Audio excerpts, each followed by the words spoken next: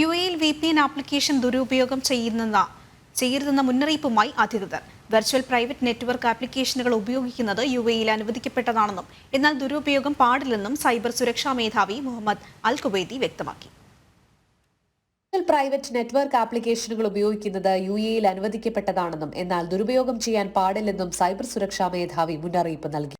VPN ആപ്ലിക്കേഷനുകൾ ഉപയോഗിക്കുന്നവരുടെ എണ്ണത്തിൽ കഴിഞ്ഞ വർഷം രാജ്യത്ത് വർധനവ് രേഖപ്പെടുത്തിയിരുന്നു.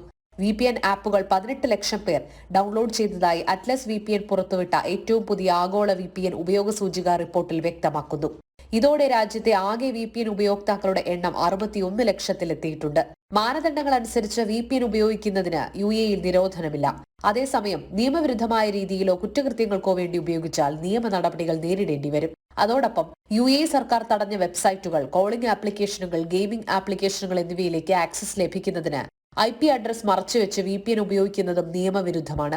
രാജ്യത്തെ സൈബർ നിയമത്തിലെ ആർട്ടിക്കിൾ 10 പ്രകാരം VPN ദുരുപയോഗം ചെയ്യുന്നവർക്ക് 5 ലക്ഷം ദിർഹം മുതൽ 20 ലക്ഷം ദിർഹം വരെ പിഴയും ലഭിക്കും. ലോകത്ത് VPN ഉപയോഗ നിരക്കിൽ ഖത്തർ കഴിഞ്ഞാൽ ഏറ്റവും കൂടുതൽ രേഖപ്പെടുത്തിയത് യുഎഇയിലാണ്. 61% രാജ്യത്ത് VPN അപ്ഡേഷൻ നിരക്ക്. ഖത്തറിൽ ഇത് 69.87%. കഴിഞ്ഞ 4 വർഷത്തിനിടയിൽ വലിയ രീതിയിലാണ് VPN ഉപയോഗം വർദ്ധിച്ചത്. ജനം, ദുബായ്.